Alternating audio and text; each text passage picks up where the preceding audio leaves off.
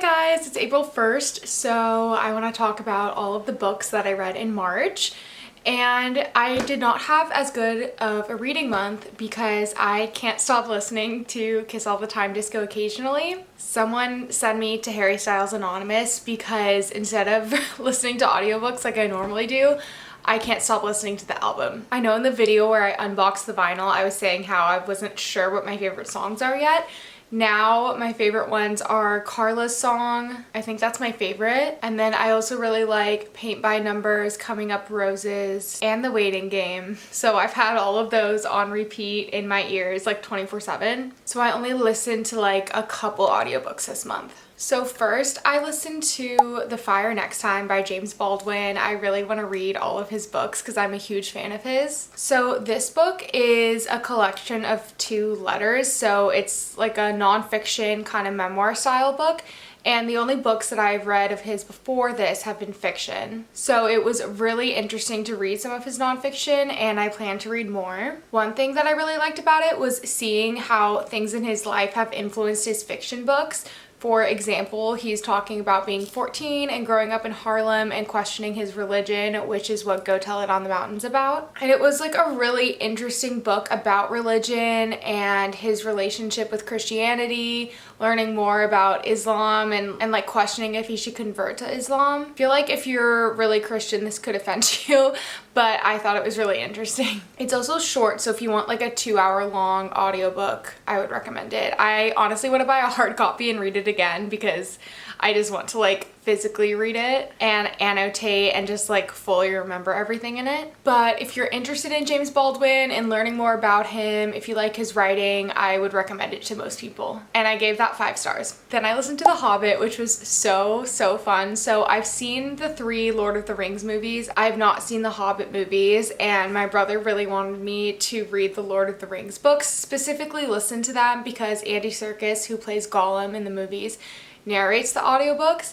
And it was genuinely the best audiobook recording that I've ever listened to. The way he does all the characters' different voices is just incredible. And I know you don't like have to read The Hobbit to read Lord of the Rings, but I just wanted the full story. And it was just a really fun book. If you're a fantasy girly and you haven't read The Blueprint, which is The Hobbit and Lord of the Rings, I highly recommend it. You would love it. The Hobbit is an easy read, I think, if you're physically reading it. I kind of had a hard time following it via audiobook because you can't zone out for like a second. So I kept having to go back, and like if I'm zoning out while I'm reading, I can just reread the line, but it's like kind of distracting when I'm driving and I like zone out for a second and then I like miss a big part of it. So my brother really wants me to listen to all of Lord of the Rings on audiobook, but I just feel like I'm gonna miss a lot if I do that. So I might just get hard copies and maybe like do both. But I gave it 4 stars because it was a really fun, enjoyable read, but I know that I'm gonna like Lord of the Rings more because those are deeper, and I'm gonna give those 5 stars. So I was like, okay, I'll give this one 4 stars. Then I read Open Throat by Henry Hoke. I also listened to this one on audiobook, which I recommend because it's only 2 hours. This book is so fun and interesting. So it's from the point of view from a mountain lion who lives in Los Angeles. And if you're from Los Angeles, you probably know about P-22. So P-22 was a famous mountain lion who lived in like Griffith Park, I think like Hollywood/Los Feliz area, until he was sadly euthanized in 2022. And I really like abstract books where the author kind of plays with a different narration style. So having it narrated from a mountain lion was really cool and fun to read. And you feel really bad for him because he's like trying to get food and water and he's hungry and he's observing humans that are hiking through the area which he lives. I'm really excited to read more by Henry Hoke because this was just so impressive how much you felt for the mountain lion, and the author's obviously so creative to have done that. So I'm really excited to see what he publishes next. And I gave that one 4 stars. Then I read The White Album by Joan Didion. I might piss some people off with this review, but it put me in the biggest reading slump. Like, it took me a month or over a month to read. So on the back of the book, it's like advertised as essays about the Manson murders and the Black Panther Party, which both really interest me. So I was super excited to read more about that. But there literally is, I think, one essay on like the spooky vibes around Los Angeles around the Manson murders, and one essay about Joan Didion attending a Black Panther Party meeting. And the rest of the essays I thought were so boring. I'm sorry. They just were about these like really niche topics that I didn't care about. If you're not from California, I can't even imagine caring about them. Like, I am from California and I did not care. She's obviously an amazing writer because she's Joan Didion, but I don't like her enough to read an essay on the Hoover Dam and the house where the governor lives in Sacramento.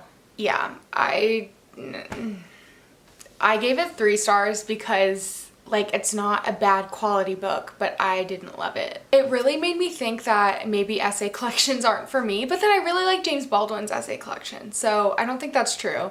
I don't know if Joan Didion's for me. I don't know. If you guys like her and recommend other books, let me know. I did read The Year of Magical Thinking and I did like that one. I gave that one 4 stars. So I haven't completely written her off, but I don't know if I can read another like essay collection about LA from her. And then I feel the same way about Eve Badbitz. Like, I read Eve's Hollywood a couple years ago and like some of the stories were interesting, but I just didn't really care and it took me a really long time to read. I might just be a fiction girly, except for James Baldwin, because I was actually learning something like interesting and important and substantial. Okay, also in the White Album, there's like a whole essay about how she just wants to live in a hotel for the rest of her life and how she just like loves ordering room service. And like, yes, there's nothing wrong with that. I agree. It just felt like really out of touch to read. And I was like, is this like the amazing literature that we're supposed to be? I don't know. Is that bad? I was just like, I don't care, and it made me feel weird. And now for a little reading update, I'm listening to Lost Lambs right now, which I'm like not really seeing the hype, but I don't dislike it. I have like 3 hours left of the audiobook, so I'm over halfway done. So I'll do a full review in my April reading wrap up. I don't think it's like as funny as people are saying it is, but I also might just not like the narrator, and I hate when that happens because if you don't like the narrator, it will ruin the book for you, and I feel like that might be happening. So that's unfortunate, but I'm kind of at like a climax point of the book, so I might end up liking it. But again, it's taking me so long to listen to because I can't stop listening to the new Harry Styles album. And then I started reading The Goldfinch by Donna Tartt because it's been on my TBR, like I've had it for years, and I was like, okay, it's finally time. I need to just like knock through my physical TBR. But I'm having a hard time getting into this. I'm on page like 20. And maybe I'm just not in the headspace. Like, I'm like, do I need a palette cleanser instead? Or I don't know. And it's such a long book. I don't want it to put me in a reading slump. Like, if I'm gonna start a long book, I need to be like ready to fully commit to it so it doesn't take me 6 months to read. But I'm really trying to just like set aside time and not be distracted and get through it because there are lots of other books to read. And I love The Secret History, and I know I love Donna Tartt's writing, so I know I'll like it.